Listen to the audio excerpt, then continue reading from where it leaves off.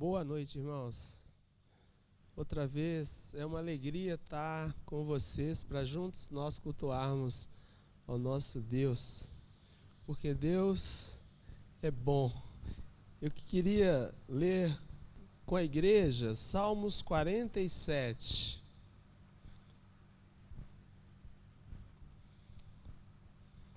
Salmos 47. Você pode acessar a sua Bíblia aí pelo celular ou pode abrir ela.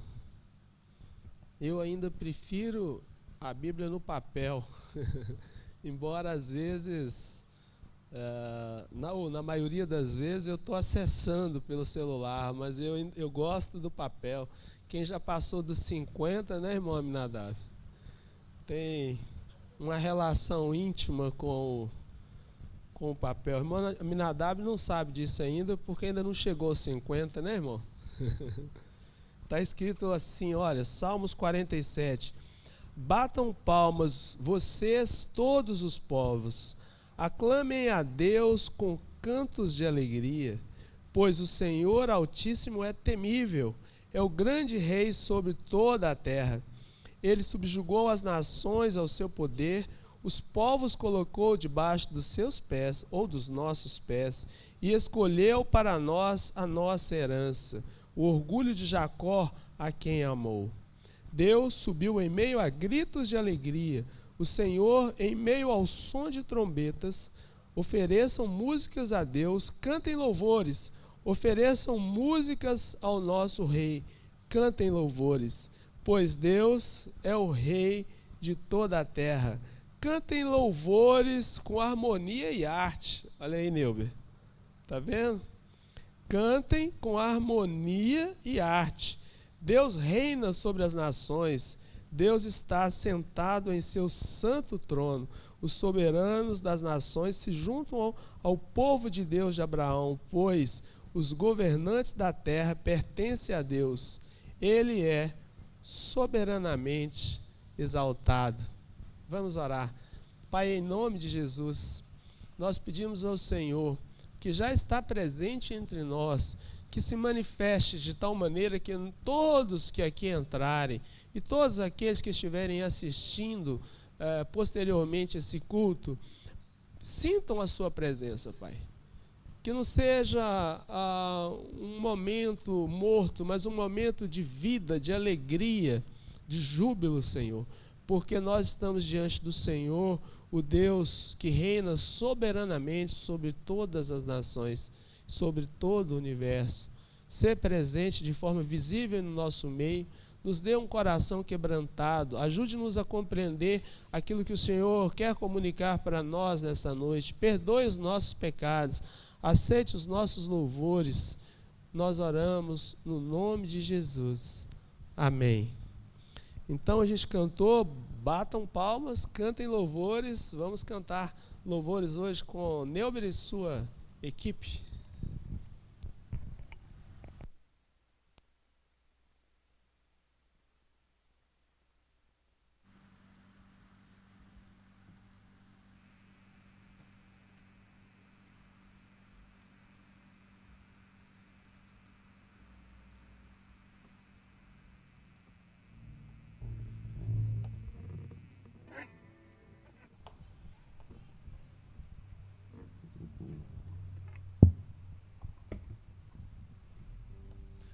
Boa noite, irmãos. Uma alegria a gente estar na casa do Senhor novamente. Com os irmãos, dessa vez, né, a gente não precisou fazer inscrição, né? E isso é motivo de alegria para a gente. Eu queria te fazer um convite agora, nessa noite. Eu queria te convidar a gente fazer uma pausa, a gente parar. Né? A gente vem geralmente a gente vem na semana, vem no dia, né? São obrigações, atividades que nós fazemos. Muitas das vezes a nossa vida vai meio que numa roda viva. E a gente precisa parar. Né? A gente precisa parar. Parar é importante. Eu gosto muito da tradição judaica, em que eles têm o Shabá, né? que é um momento de pausa. É muito interessante que Entre os judeus tem uma tradição da pausa até de 1 ano, né? Quando o jovem está se formando, ele para 1 ano. Ele para. Isso é importante na nossa vida, a gente precisa parar.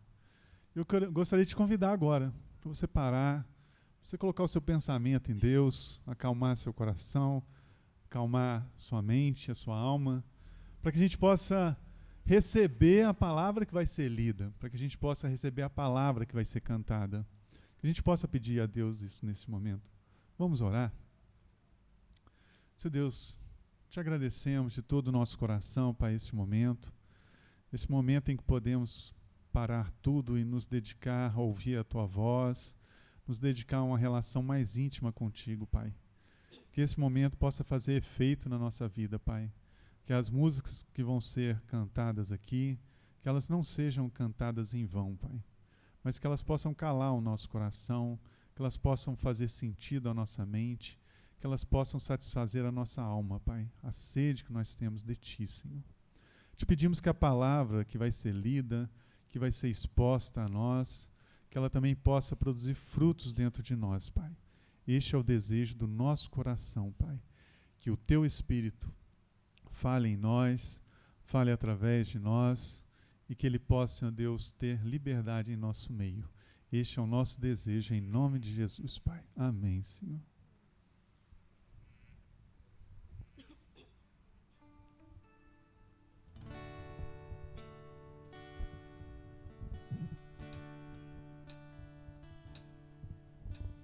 Santo Espírito, és bem-vindo aqui. Vem inundar, encher este lugar. É o desejo do meu coração, sermos inundados por Tua glória, Senhor.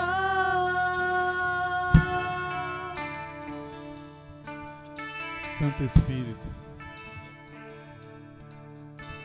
Santo Espírito, és bem-vindo aqui.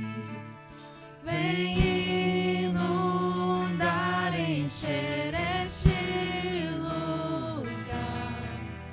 É o desejo do meu coração, sermos inundados por Tua glória, Senhor.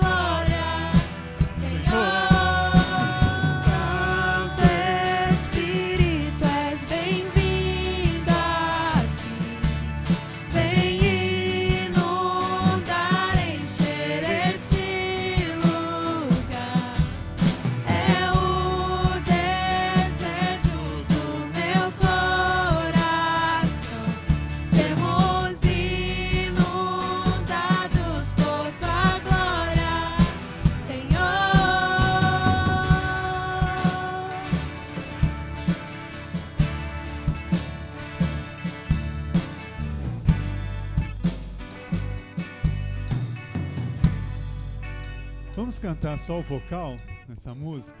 Música bonita, né? Vamos cantar? Santo Espírito, és bem-vindo aqui. Vem inundar, encher este lugar.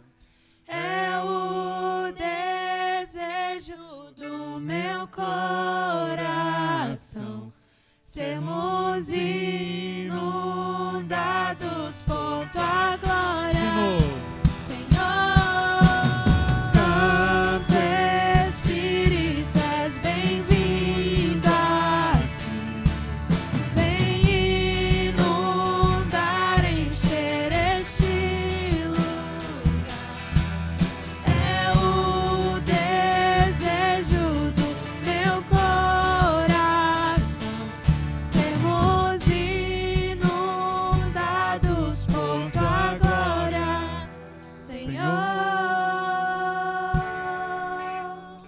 Amém. Que esse possa ser o desejo do nosso coração, né, irmãos? Nós vamos cantar agora a música Grande ao Senhor, do compositor David Keelan. E nós vamos dar oportunidade a dízimos, ofertas. Lembrando que missões é na caixinha pequenininha.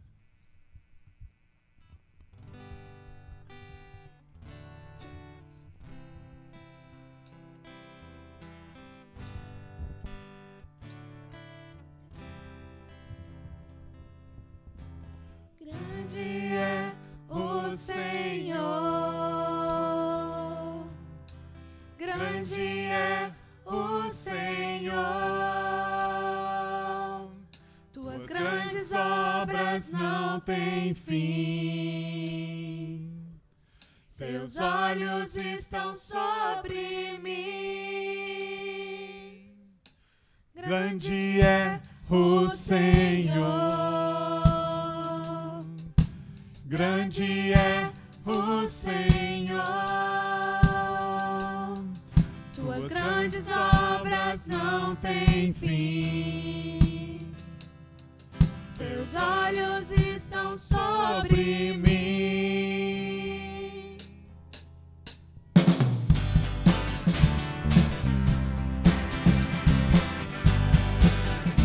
Agora, bem animado. Grande é o Senhor. Grande é o Senhor. Grande é o Senhor. Tuas grandes obras não têm fim. Seus olhos estão sobre mim.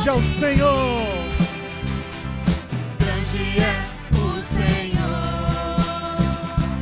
Grande é o Senhor. Grande é o Senhor. Suas grandes obras não têm fim. Seus olhos estão sobre mim. Grande é O seu amor derramado em mim pelo Espírito, conselheiro e amigo fiel, fidedigno em tudo que prometeu. Agradável é tua vontade, perfeita é tua vontade. grande é o Senhor. Grande é o Senhor.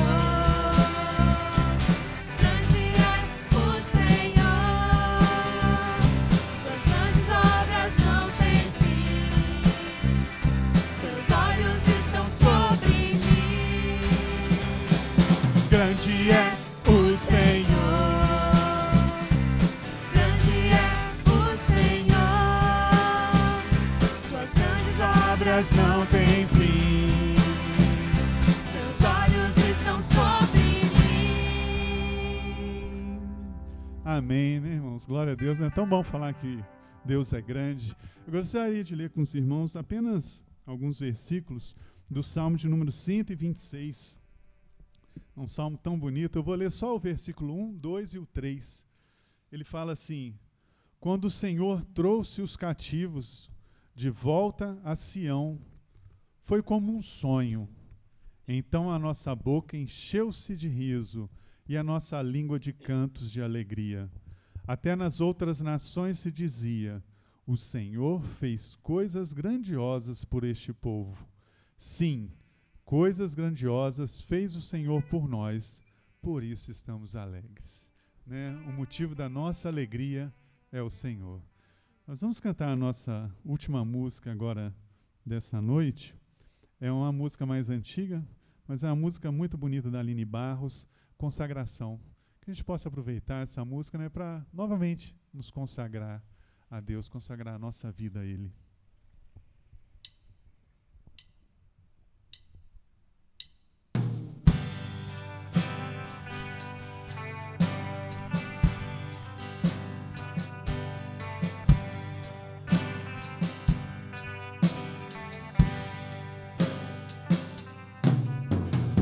Rei dos reis, consagro tudo o que sou.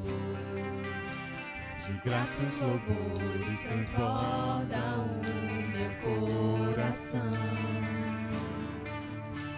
A minha vida eu entrego nas tuas mãos, meu Senhor, Pra te exaltar com todo o meu amor.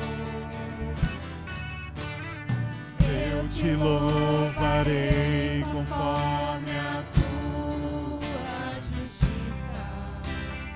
Cantarei louvores, pois tu és altíssimo. Celebrarei a ti, ó Deus, com meu viver. Cantarei e contarei as tuas obras, pois por tuas mãos foram criados terra, céu e mar e todo ser que neles há. toda a terra celebra a ti. Com cânticos de júbilo, pois tu és o Deus Criador, toda a terra celebra a ti. Com cânticos de júbilo, pois tu és o Deus Criador. celebrarei a ti, Ó Deus, com meu viver. Cantarei e contarei as tuas obras, pois por tuas mãos foram criados terra, céu e mar e todo ser que neles há. Toda a terra celebra a ti, com cânticos de júbilo, pois tu és, ó Deus Criador. Toda a terra celebra a ti, com cânticos de júbilo, pois tu és, ó Deus Criador, pois tu és.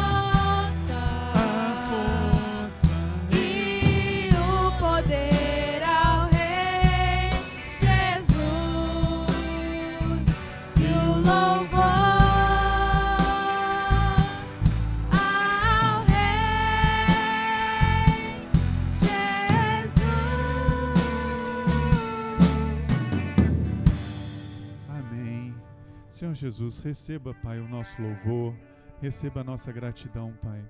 Te louvamos, te engrandecemos na beleza da Tua santidade, Pai. Pelo que Tu és, Senhor Deus, pelo que Tu és, Senhor. Te louvamos e te agradecemos em nome de Jesus. Amém, Senhor. Podeis assentar, pastor.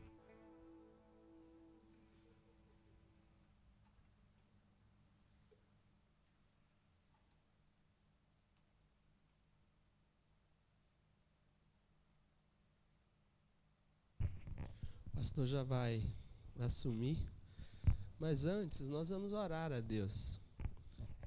Eu não sei exatamente o motivo que te trouxe aqui. Talvez você queria ouvir uma canção, talvez você queria rever os irmãos, mas de repente também você veio colocar diante da igreja, da coletividade, algo que está no seu íntimo do seu coração. Talvez você queira colocar algo para Deus e quer orar junto com a gente, quer que a igreja junto, em comunhão, ore te abençoando. Então, se você tem um desejo especial para fazer, para colocar diante de Deus, você pode ficar de pé e a gente vai orar ao Senhor.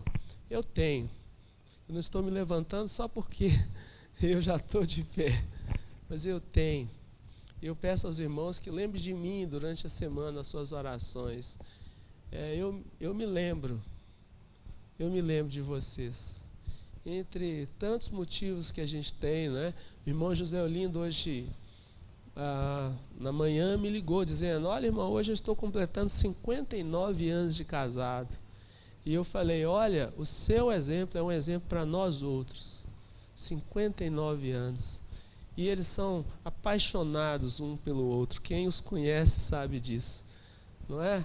E tudo bondade de Deus, resposta de oração. Deus ouve nossas orações. Então vamos orar. Senhor Jesus, muito obrigado pela Tua presença entre nós, Pai. Muito obrigado, porque nós temos a alegria de saber que temos um Deus que se importa conosco. Às vezes isso para mim parece loucura. Como assim?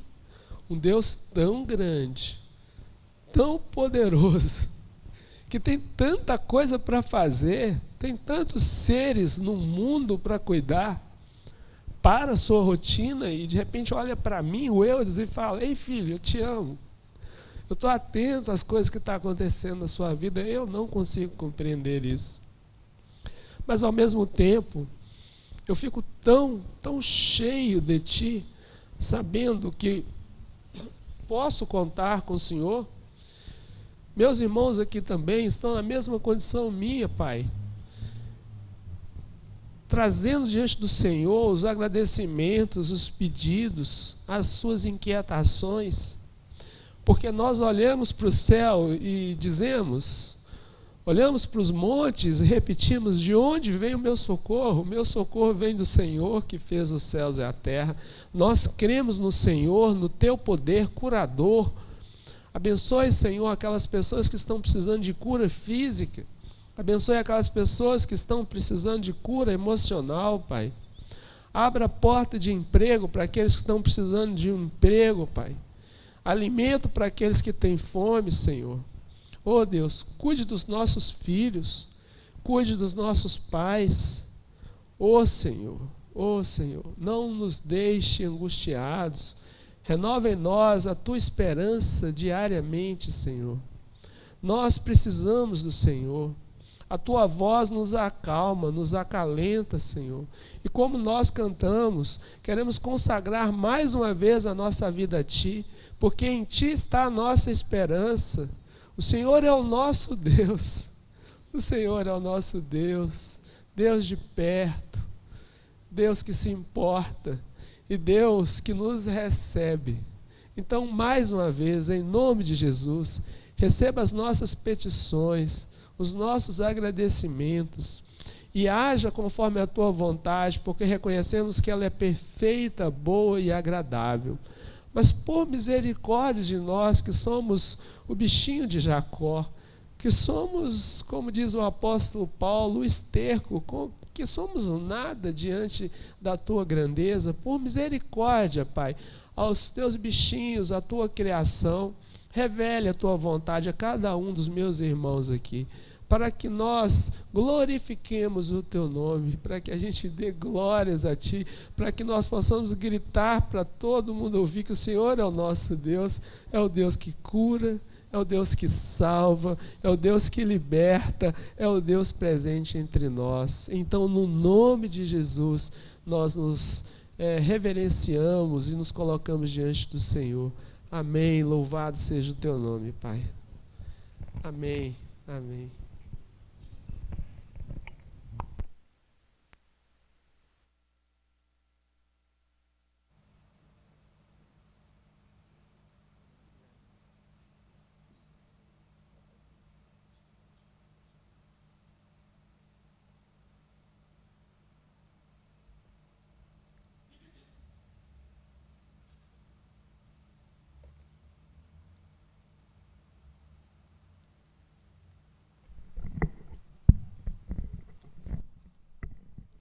Boa noite, irmãos.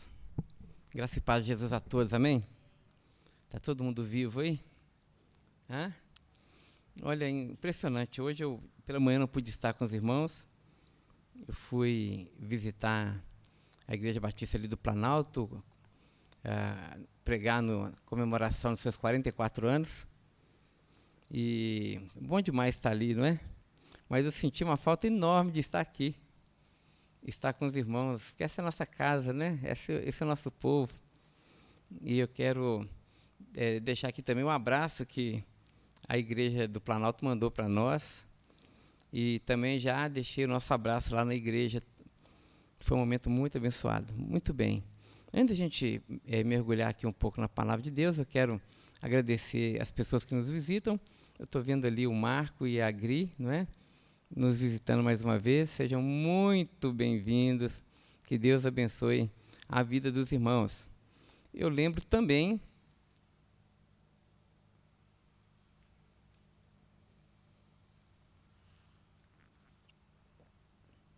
que tem muita gente na nossa igreja que está viajando hoje. É só dar um feriado assim que o pessoal aproveita, né? E estica a canela mesmo, e passeia e tal. Então, que Deus também possa abençoar os nossos irmãos e levá-los e trazê-los em segurança também. Muito bem, graças a Deus por isso. E um aviso muito importante, não sei se foi falado pela manhã, é que no próximo domingo, dia 7 de novembro, que é o primeiro domingo do mês, nós teremos a nossa ceia.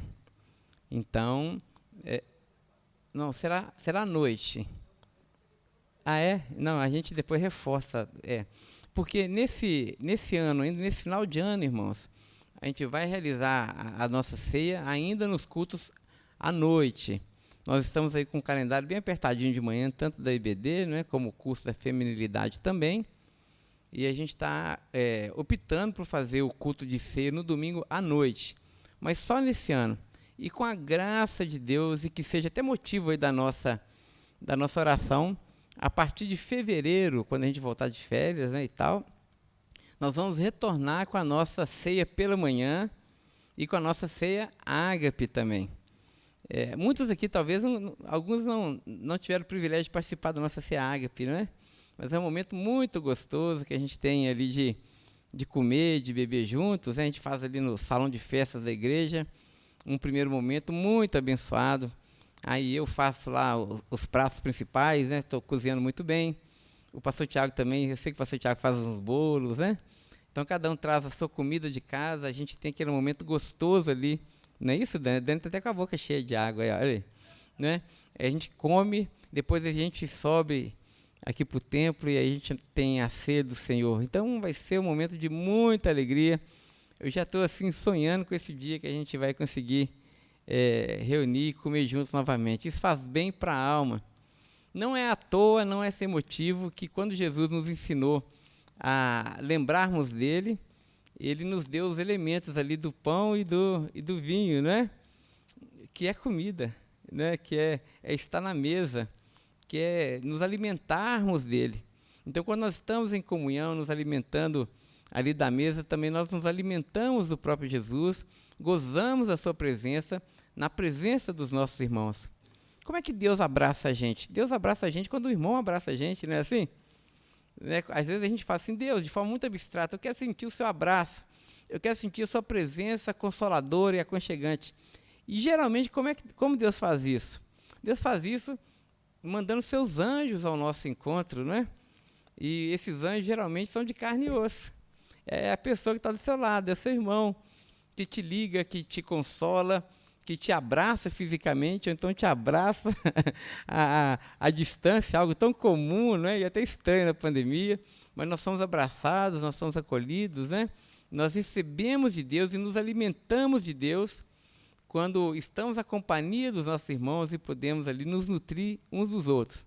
E a grande ceia ágape que a gente faz no domingo pela manhã, então, é essa simbologia toda. Enquanto a gente come um biscoitinho de chuva, a gente toma um café com leite, a gente está simbolizando justamente essa fome que nós temos de ser nutridos uns pelos outros, né? E também sermos nutridos pelo próprio Deus. Muito bem, avisos dados, vamos à nossa reflexão dessa noite. Então, abra comigo sua Bíblia. Em Filipenses, no capítulo de número 3.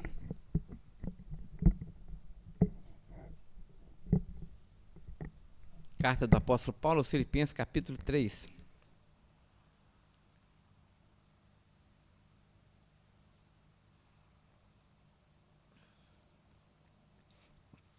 Nós estamos na nossa série de mensagens sobre igreja sustentável. E hoje o tema da nossa reflexão dessa noite, nós nem vamos usar o PowerPoint, será pais e filhos. Eu gostaria muito de falar hoje aos pais e também falar um pouco aos filhos a partir aqui da perspectiva de Filipenses. Muito bem, Filipenses capítulo 3, nós trabalhamos esse capítulo, na verdade, na semana passada, né? Eu espero que os irmãos tenham se lembrado disso, nós fizemos a exposição desse capítulo, mas hoje eu gostaria de convidar os irmãos a um exercício de abstração. Como nós temos aprendido aqui na igreja, irmãos, na nossa vida cristã, não basta apenas a gente decorar os versículos. Não basta apenas a gente decorar as escrituras. Isso é importante. Eu me lembro quando eu era adolescente, né, eu me converti, eu comecei a decorar a Bíblia mesmo. Então, não tinha nada para fazer também, né, não trabalhava, só estudava. Aí eu ficava em casa decorando alguns textos da Palavra de Deus. Decorei Filemon, decorei algumas cartas ali do 1 João, né, aquelas cartas ali menores. E isso é um hábito gostoso. Mas muito mais do que decorar o texto bíblico, nós precisamos aprender a pensar de forma bíblica. Nós precisamos aprender a ter a nossa mente de tal forma renovada pela palavra de Deus, a fim de que a gente entre dentro do texto bíblico, penetre o texto bíblico, mas também permita que o texto bíblico penetre em nós e mude a nossa maneira de enxergar o mundo e de nos relacionarmos nesse mundo. E nós temos aprendido aqui na carta do apóstolo Paulo aos Filipenses, nós nos debruçamos muito nisso quando nós falamos no primeiro capítulo sobre as características de um pai, e ali é o apóstolo Paulo. Nós vimos que no primeiro capítulo, embora Paulo estivesse preso em Roma, no seu primeiro aprisionamento, uma situação muito difícil, porque ele estava ali algemado, né? Os irmãos se lembram que Paulo ficou aproximadamente 2 anos preso em Roma no primeiro momento, e ele era sempre atado ou preso a um guarda da elite ali de Roma, a guarda pretoriana. E ele fala, inclusive, que toda a guarda pretoriana ouviu o evangelho de Jesus enquanto estava algemado com ele. Isso era muito interessante, né? E nessa situação de cativeiro, de aprisionamento, se lermos atentamente Filipenses, nós vamos perceber que Paulo, em momento algum, pensa nele. Em momento algum, ele está preocupado com a sua liberdade, está preocupado com o seu bem-estar, está preocupado com o julgamento que ele iria passar. Ele foi preso 2 vezes em Roma. Na segunda prisão, ele foi decapitado, né? Mas aqui Paulo não se preocupa com isso. A preocupação do apóstolo Paulo, se vocês lerem novamente lá o capítulo 1, é sempre com os irmãos. Ele estava preso, mas a preocupação dele era se os irmãos estavam bem. e dizia que tinha os irmãos guardados no coração dele, que os irmãos estavam sempre no pensamento dele, que os irmãos estavam sempre ocupando os primeiros lugares na oração dele. E ele dava graças a Deus porque esses irmãos faziam parte da família junto com ele, foram chamados pelo mesmo Deus para cumprirem a mesma vocação. E isso é muito importante para nós, porque a gente está querendo desenhar aqui esse coração paterno do apóstolo Paulo, que vai ser o nosso paradigma de reflexão nessa noite. E aqui no capítulo 3, que nós expusemos na semana passada, o texto faz demonstrar de uma forma muito clara, ainda mais, esse compromisso que o apóstolo tem com as coisas de Deus, com o evangelho da graça de Deus, com a mensagem de Deus. Nós vimos aqui no capítulo 3, na semana passada, que Paulo era um homem que tinha tudo para ter o sucesso nesse mundo. E nós vamos falar muito dessa palavra sucesso aqui nessa noite. Ele tinha tudo para ser uma pessoa bem-sucedida, né? E lendo o capítulo você vai ver que ele de fato tinha pedigree. Ele deu uma carteirada bem dada aqui no capítulo 3, dizendo, olha, vocês acham que vocês devem se gloriar na carne? Vocês acham que vocês são alguma coisa boa pelos seus próprios méritos? Vocês acham que têm status? Olha, se vocês acham que podem ser aceitos por Deus pelo seu pedigree, muito mais eu. Porque eu fui circuncidado ao 8º dia, da tribo de Benjamim, ou seja, eu sou, de fato, um israelita da gema. O meu pai, o meu descendente, ascendente direto, nasceu em Israel. Na verdade, Benjamim foi o único filho de Jacó que nasceu em Israel, não é? Ele ainda vai dizer que eu sou hebreu de hebreus. A ideia de dizer assim, eu não sou apenas da nata do povo hebreu, porque o meu pai é Benjamim, mas eu ainda sou da nata, porque eu sou contado, ali na tradução talvez mais adequada seria, eu sou o mais puro entre os puros. Por quê? Porque eu conhecia a lei de Deus e eu era irrepreensível nessa lei. Eu cumpri perfeitamente, e aqui eu não sei se Paulo está usando uma linguagem, assim, uma hipérbole, né, para dizer que ele era irrepreensível. A sua conduta não tinha retoque algum. Ele era uma pessoa muito, muito correta diante de Deus, obedecedor da lei, conhecedor e obedecedor da lei de Deus, né? Mas o que Paulo vai dizer aqui no capítulo 3, irmãos? Que, não obstante a tudo isso, a todos esses títulos, a toda essa sua formação intelectual, porque ele foi educado, por exemplo, aos pés de Gamaliel, não é assim? Ele era fariseu por vocação, por convicção, ou seja, um profundo conhecedor da Torá, e além também do zelo, inclusive, que ele tinha por essa lei, se tornou perseguidor da igreja. Ele perseguia as pessoas por conta desse zelo que ele tinha pelas Escrituras. Mas Paulo, a despeito disso tudo, no capítulo 3 ainda, ele vai perceber que todas essas coisas que eram boas, né, seja a sua nacionalidade, a sua descendência de Benjamim, ou seja, porque ele era hebreu de hebreus, todas essas coisas que eram boas, ele vai dizer que ele considerou isso como perda por causa da sublimidade de Cristo. Nós vimos que essa palavra perda tem a ver com essa ideia de você estar no navio, não é? Essa palavra é usada ali em Atos 27 também, quando Paulo estava no navio ali com aqueles mercadores e o navio começou a afundar porque estava muito pesado, e muita chuva, muita tempestade, e eles lançaram os trigos ao mar para salvarem as vidas das pessoas. Então Paulo está dizendo, mais ou menos usando essa metáfora, de que ele percebeu que todas essas coisas boas, que eram os trigos da vida dele, ele teve que lançar fora, ele teve que abandonar, porque elas estavam se tornando um peso para ele receber aquilo que ele acha que era mais sublime, que era a melhor recompensa. E ele vai dizer, todas essas coisas eu considerei como perda por causa da sublimidade de Jesus. Por que o Paulo, então, entregou tudo que ele tinha? Porque ele recebeu algo muito maior.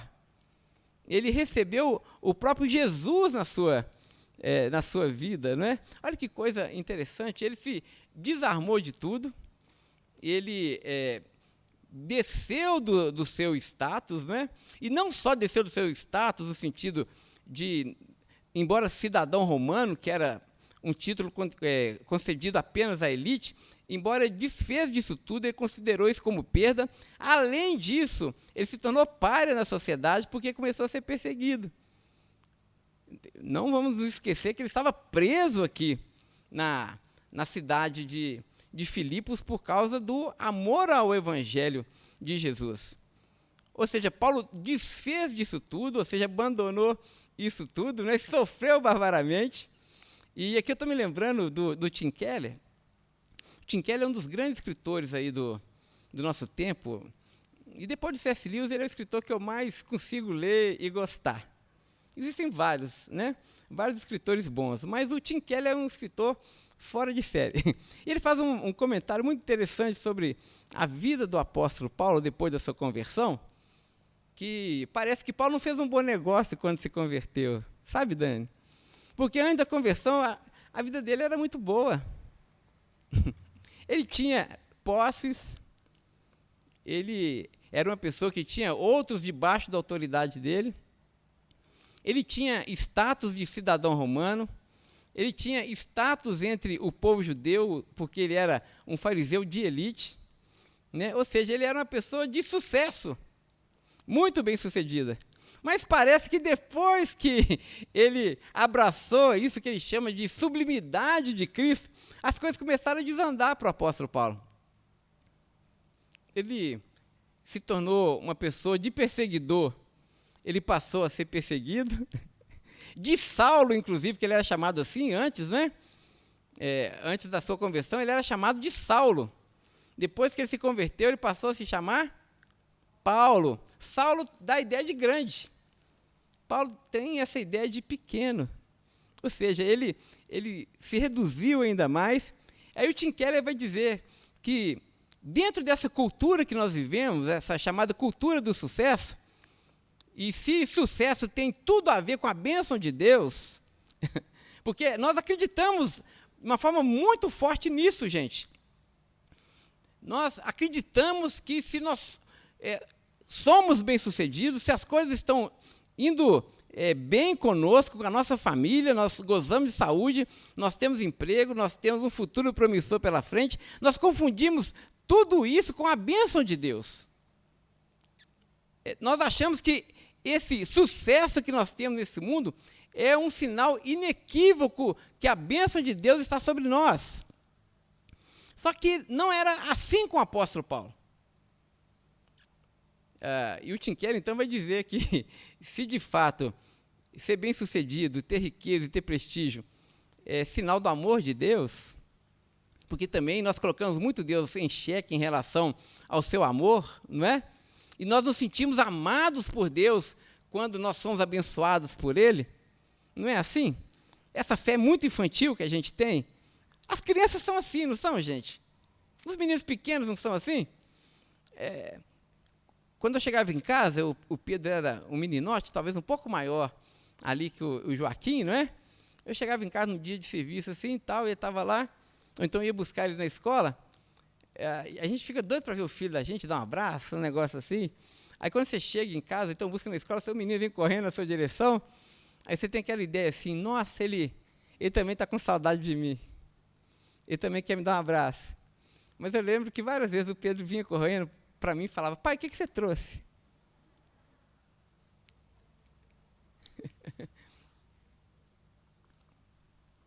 Você comprou aquela bala? Você comprou aquilo que você pediu, que você prometeu que ia comprar? E eu ficava assim. Por quê? Porque na cabeça da criança, o amor está muito ligado, né? Muito, com a coisa material. Né? Eles precisam disso, porque eles não têm essa condição de abstração. E nós, quando somos também portadores dessa fé infantilizada, a gente acha que o amor de Deus só pode ser traduzido no relacionamento conosco quando Ele nos dá as coisas. Quando Ele faz transbordar o nosso cálice. Quando nós temos as nossas contas pagas. Quando está tudo indo bem e nós navegamos em céu de brigadeiro, dentro dos nossos relacionamentos, na nossa família, com os nossos filhos, né? Aí quando nós olhamos para tudo isso, está tudo muito bem. A criancinha lá que a Natália está gestando está saudável, né? Graças a Deus por isso. E nós estamos felizes e prósperos. Aí a gente olha para tudo isso e fala, como Deus me ama. Mas mais uma vez, se a gente lê atentamente o capítulo 3 de Filipenses e estudar um pouquinho sobre a vida do apóstolo Paulo, a gente vai ver que com o apóstolo não foi assim. E aí o Tim Keller vai dizer que se o amor de Deus é demonstrado por nós, pelas coisas que Ele nos dá e pelas bênçãos que Ele derrama sobre nós, ele vai brincar dizendo, Deus odiava muito o apóstolo Paulo. Deus não gostava do apóstolo Paulo, porque esse homem, ele sofreu. Mas nós estamos aprendendo aqui no capítulo 3, e aprendemos isso na semana passada ainda, que a despeito disso tudo, Paulo não se importava com nada. Ele não se importava se ele estava preso, se ele tinha necessidade, se ele estava solitário, se ele era bem visto ou mal visto. Por quê? Porque ele recebeu um tesouro peculiar, algo que ele não troca por nada, chamada pérola de valor, que é o próprio Jesus de Nazaré.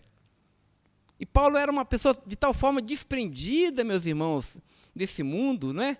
Tão livre desse mundo, ao ponto dele não pensar em si, no seu bem. Ele pensava nas pessoas, e no bem-estar das pessoas, e na continuidade do Evangelho. E aqui é muito importante para nós entendermos que fruto isso deu, onde esse desprendimento do apóstolo Paulo, essa sua fé madura e provada pelo Evangelho, essa sua mudança de mentalidade, quando ele explodiu com esse paradigma pagão, mundano de sucesso, quando ele explodiu com essa ideia de que Deus me ama porque me dá as coisas, quando ele ficou de tal forma livre disso, que tipo de fruto ele produziu? Ele produziu filhos com a sua mesma mentalidade e característica. Isso é muito interessante, porque a gente está falando de igreja sustentável, né? Se a gente ler no capítulo 2, com muita atenção, a partir do verso 19, nós vamos ver que Paulo fala aqui de 2 filhos que ele teve na fé. O primeiro filho dele foi Timóteo, e o segundo filho foi Epafrodito. Nós dizemos que Paulo era uma pessoa completamente desapegada do seu bem-estar, do seu conforto, não era uma pessoa em si mesmada, não era uma pessoa que estava olhando para o seu umbigo, não era uma pessoa que estava buscando o seu prazer, os seus próprios interesses, mas o interesse do outro. E agora, olha que tipo de filhos que ele produz, que tipo de filhos que ele gera. Verso 29. É por isso que a gente precisa ver o espírito do Evangelho. É porque se a gente lê apenas a letra, essas coisas passam desapercebidas por nós. Mas vamos tentar mergulhar nesse espírito que o apóstolo Paulo deixa transparecer de uma forma muito clara no texto, e veja o espírito que também envolveu os seus filhos, Timóteo e Epafrodito. Verso 19. Se for da vontade do Senhor Jesus, espero enviar-lhes Timóteo em breve para visitá-los. Assim, ele poderá me animar, contando-me notícias de vocês. Olha a preocupação de Paulo com os irmãos.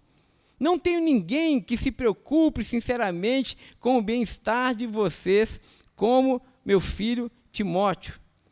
Todos os outros se preocupam apenas consigo mesmos, e não com o que é importante para Cristo. Mas vocês sabem que Timóteo provou o seu valor como um filho junto ao Pai. Ele tem servido ao meu lado na proclamação das boas novas.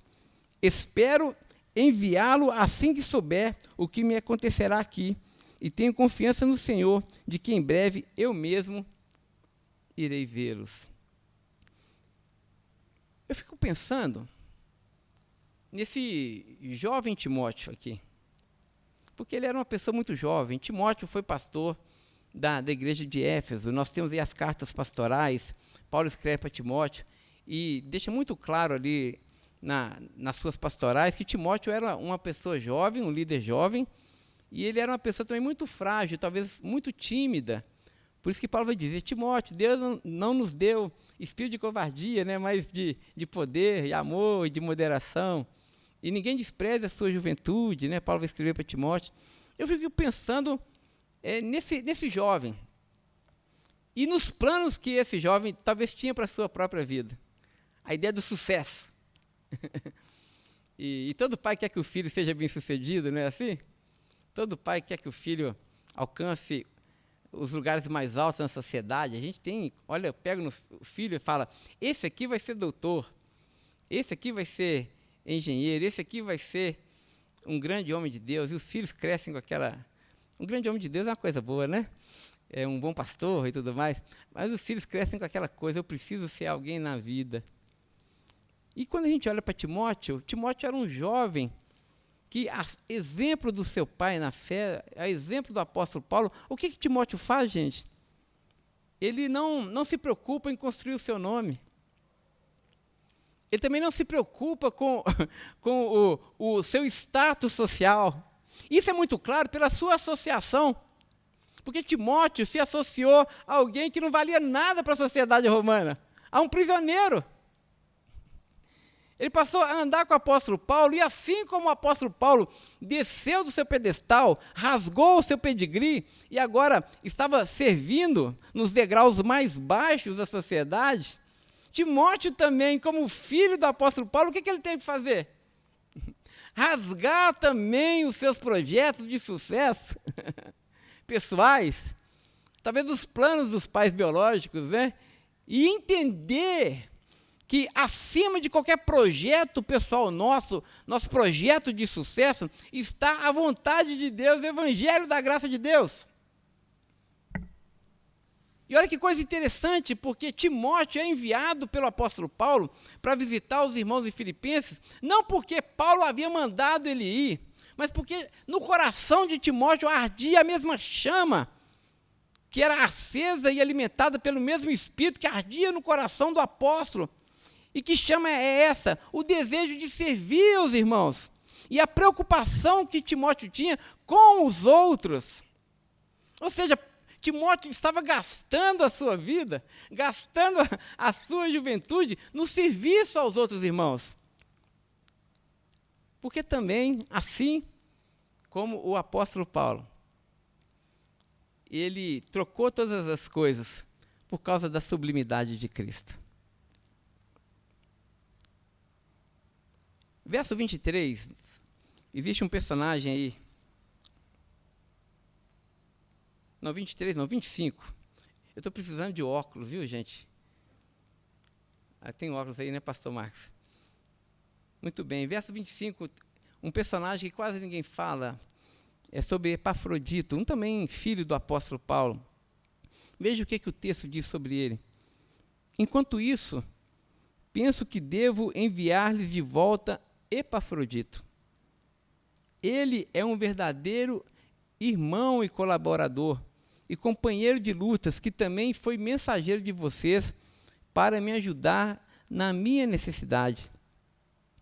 Ele deseja muito vê-los e está angustiado porque vocês souberam que ele esteve doente.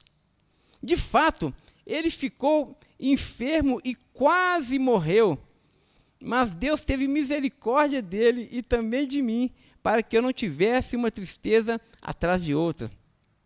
Por isso eu estou mais ansioso para enviá-lo de volta, pois sei que vocês se alegrarão em vê-lo, e eu não ficarei tão preocupado com vocês.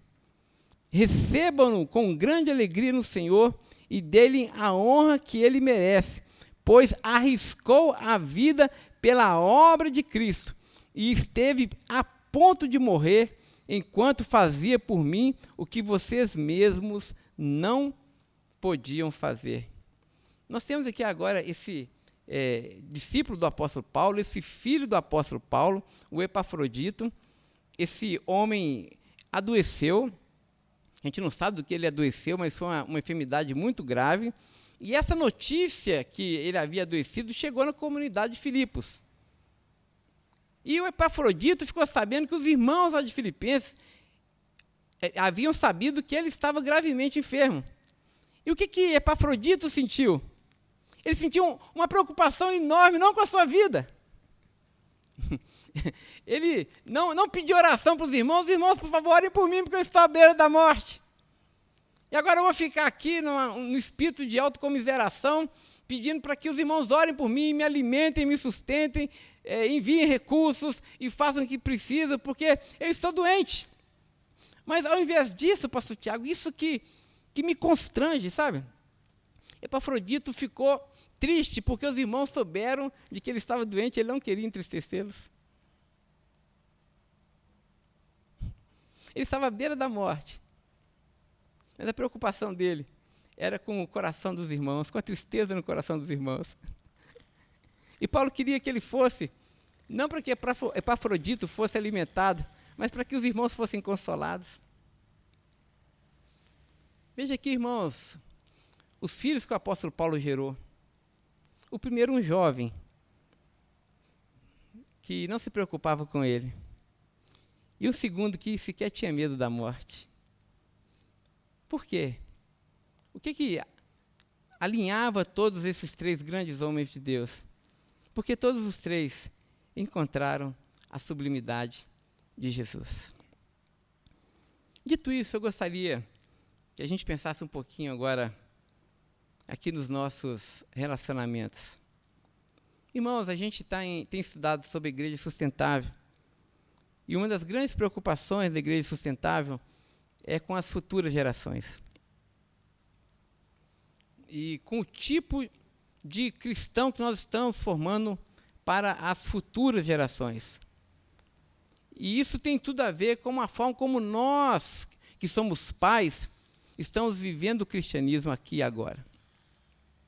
E isso me preocupa muito, porque eu tenho percebido que, de uma forma muito geral, os crentes estão assim num estado letárgico de um sono, um sono mórbido, estão se sentindo confortáveis demais nesse mundo. Estão cheios de projetos pessoais nesse mundo. Estão gastando o seu tempo, que é tão precioso e tão valioso, com as coisas desse mundo. Estamos correndo atrás do sucesso? Estamos correndo atrás do carro melhor, da casa melhor, da viagem melhor, da roupa melhor. Estamos tão cansados e tão sobrecarregados que estamos nos empanturrando de entretenimento, seja na Netflix, seja nos videogames, seja nas distrações mil que esse mundo, que parece mais uma Disneylândia, nos apresenta, não é assim?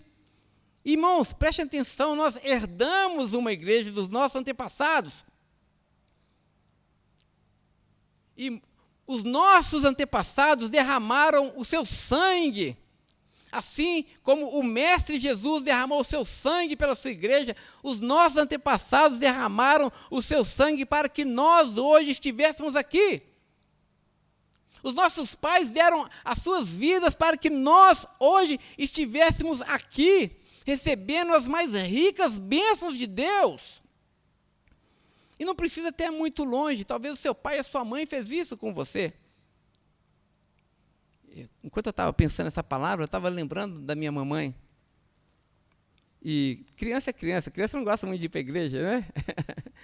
Eu lembro que a minha mãe falava: Pedro, levanta e vamos para a igreja. Oh, essas palavras eram horrorosas para mim, eu era um menino. E lá ia eu levantar para ir para a igreja. Igreja barulhenta demais, eu não gostava do barulho, nunca gostei muito do barulho. E aí ficava aquele culto que não acabava mais, pastor Tiago, né? E eu ficava lá atrás e gostava de beliscar os outros também. E ficava beliscando um, o outro me beliscava.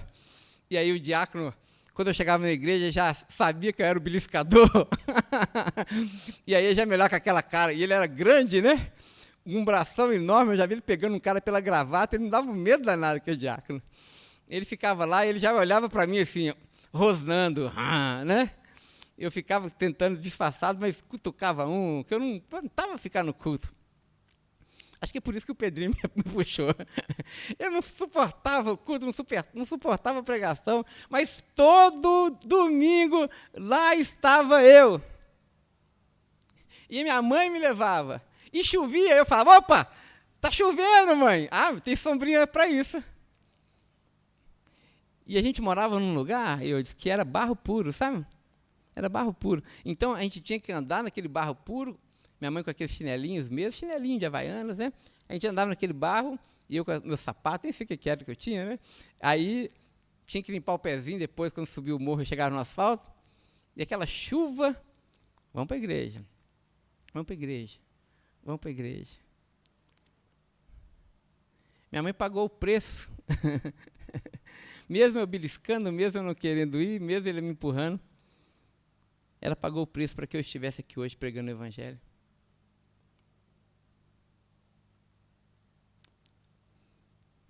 Ela pagou o preço porque eu via ela orando por mim. E ela falava, oh, meu Deus, o que vai ser do meu filho? Eu lembro ela orando assim. Não tem nada na cabeça, meu Deus. Eu lembro, oh, meu Deus, toma conta do Pedro, que eu não estou aguentando mais ele. Ela pagou o preço porque quando eu acordava de manhã, eu acordava com ela cantando. Salmo 96, glória e majestade estão diante dele, força e formosura no seu santuário, né? Glória para sempre ao Cordeiro de Deus, a Jesus o Senhor, ao leão de Judá, à raiz de Davi, que venceu e o livro abrirá. E ela cantava, ele é o Senhor. E eu falava assim, oh meu Deus, não vai parar nunca. E ela, ele é o Senhor. Eu acordava e ela lá, ressurreto entre os mortos, ele é o Senhor. Aí eu ia abraçar ela, falei, mãe, pelo amor de Deus, a senhora canta muito mal. Eu ainda brincava com ela. E a gente abraçava e ficávamos ali juntos, né? Isso me trouxe aqui.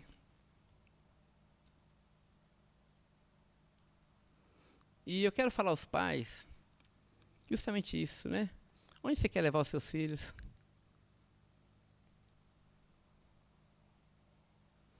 Pensando daqui a 10, 20, 30 anos, onde você deseja que os seus filhos estejam? Eles estarão onde você está hoje. Eles cantarão aquilo que você canta hoje.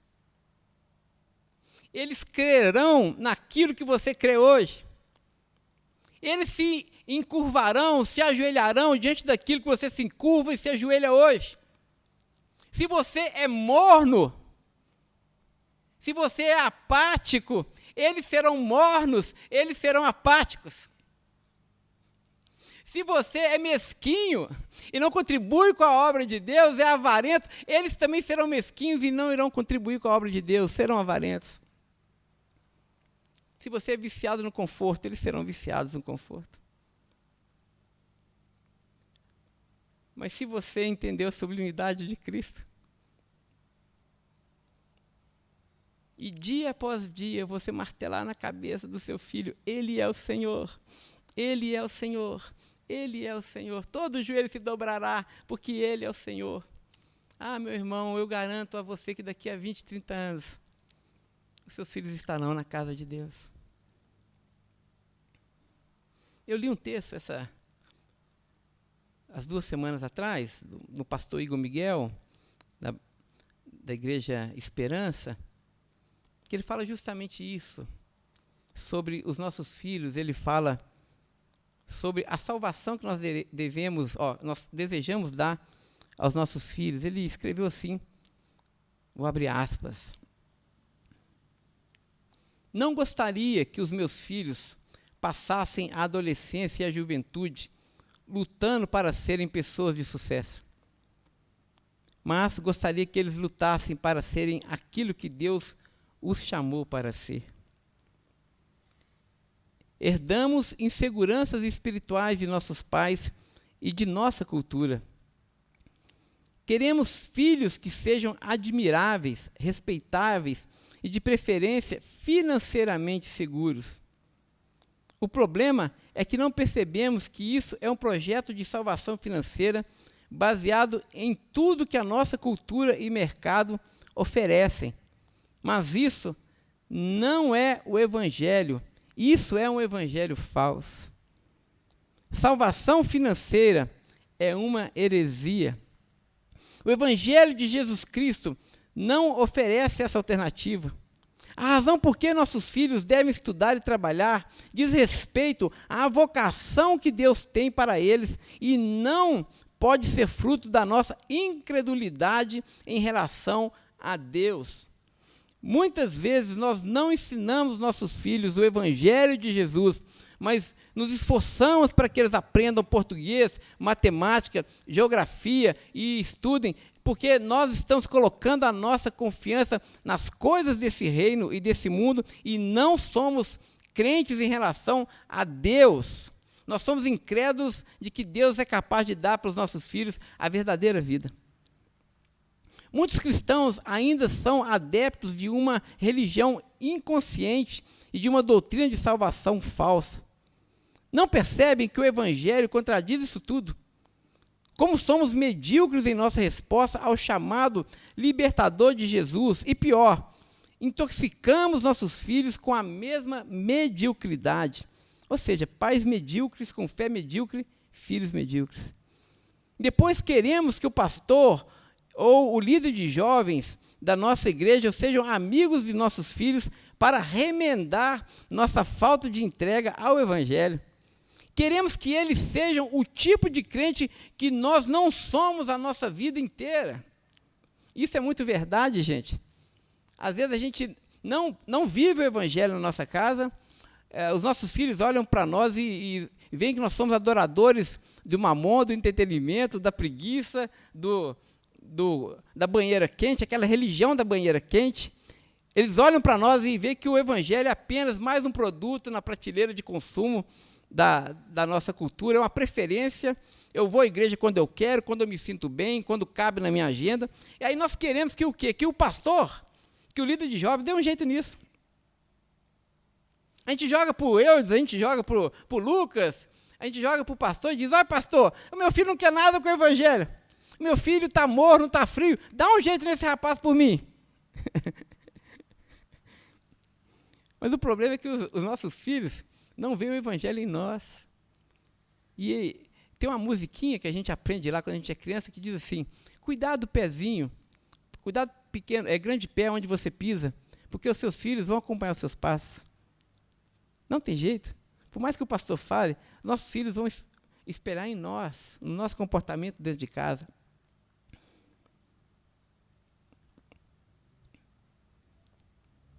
Não adianta querer proteger os filhos em bolhas religiosas quando o coração dos pais já estão devotos domingo após domingo aos deuses do mercado, aos deuses do sucesso, da popularidade, do conforto e da aprovação alheia. Qual a saída? A saída é a conversão a Cristo, que não pede dízimo, mas pede sua existência e toda a sua vida.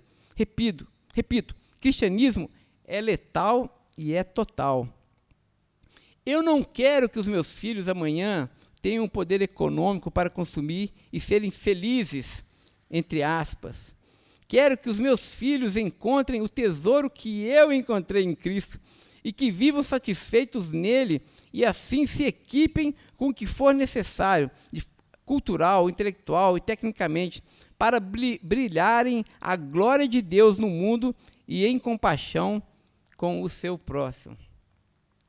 Ou seja, o que nós queremos para os nossos filhos quando eles estão estudando? Quando eles estão se qualificando? Nós queremos que eles brilhem para esse mundo ou para que eles brilhem para a glória de Cristo? Irmãos, um parêntese, porque senão os irmãos podem pensar assim: o pastor Pedro está nos estimulando a tirar os filhos da escola, que eles agora fiquem só em casa louvando a Deus e indo para a igreja. Não estou falando isso. Eu estou falando que nós precisamos redirecionar a nossa mente para o lugar certo. Todas essas coisas são muito boas, como Paulo diz, tudo é muito bom, mas elas são peso que me impedem de ir a Jesus. Assim também, nós podemos cercar os nossos filhos com muitas coisas boas, mas essas coisas boas podem ser um peso que vão impedir os nossos filhos de irem a Jesus. Os nossos filhos precisam entender que nós precisamos nos despojar de todas essas coisas boas por causa dele.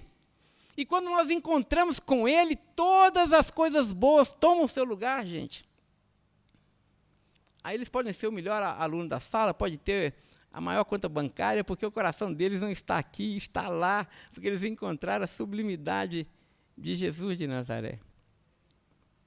Muito bem. Eu queria que a gente orasse agora. E eu quero que você, papai, ore agora. Quero que você ore por você.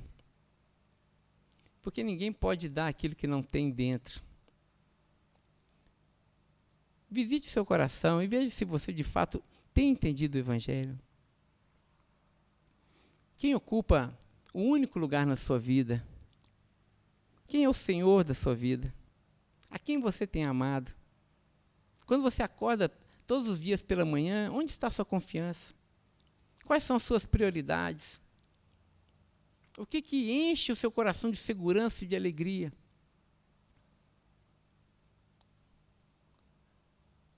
Você tem aquele fervor por Jesus e pela sua obra?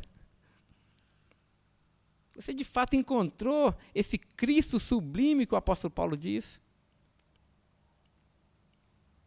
Ou se você encontrou, será que ele está vivo aí dentro de você?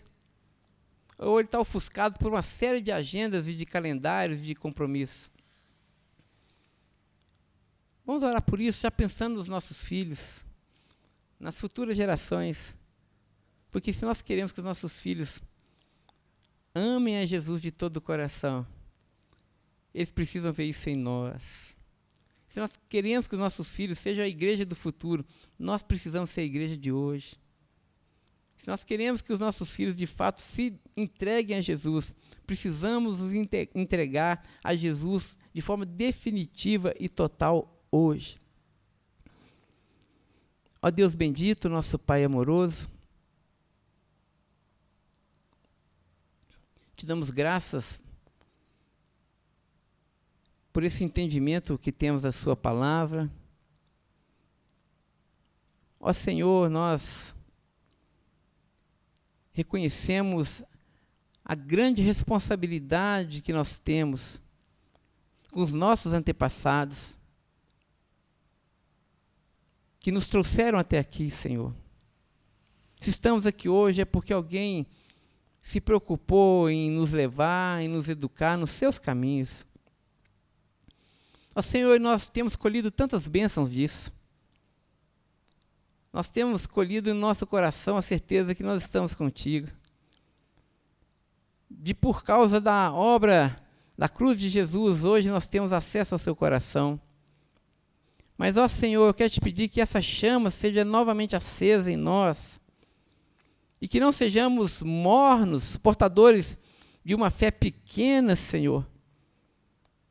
Ó Deus, que não sejamos seres que professam uma religião da banheira quente, do conforto, do prazer. Mas, ó Deus, abre os nossos olhos. Abre os nossos olhos para o grande desafio que nós temos de entregar às futuras gerações esse mesmo Evangelho, Senhor. Abre os nossos olhos, porque nós seremos cobrados por Ti. Nossa grande responsabilidade de traduzir da forma mais densa e fiel possível esse Evangelho às futuras gerações. Pai, que assim como o apóstolo Paulo, nós possamos deixar de pensar em nós mesmos, pensar no nosso conforto, no nosso bem-estar, no nosso status e no nosso sucesso. Ó Deus, ajuda-nos, Senhor, a arregaçarmos as mangas das nossas camisas. Ó Deus, e servirmos ao Senhor com fervor no nosso coração, entregarmos a Ti tudo, ó Deus. Para que os nossos filhos também, espelhados no nosso exemplo, possam também entregar ao Senhor tudo. Ó Deus, eu oro pelos nossos filhos, pelos nossos netos, pelas futuras gerações. Que jamais falte a Tua palavra nos púlpitos da igreja, Senhor. Que jamais falte o exemplo dentro das casas. Ó Senhor, para que essas crianças hoje, futuros homens amanhã, possam, de forma ainda mais bela, ainda mais sólida, ainda mais fiel, continuar aquilo que nós estamos fazendo, continuar a corrida que nós estamos correndo hoje. Faça isso para a sua própria glória. Mantém viva a chama da sua igreja. Tenhamos os nossos olhos colocados em Ti, Senhor. E assim que a graça do Senhor Jesus, o amor de Deus, o nosso bondoso Pai, e que a doce consolação do Teu Santo Espírito seja com todo o Seu povo, espalhado por toda a terra, não apenas hoje, mas até o dia de Cristo Jesus. Amém e amém. Irmãos, semana abençoada a todos. Vamos correr a corrida que Deus quer que a gente corra. Amém.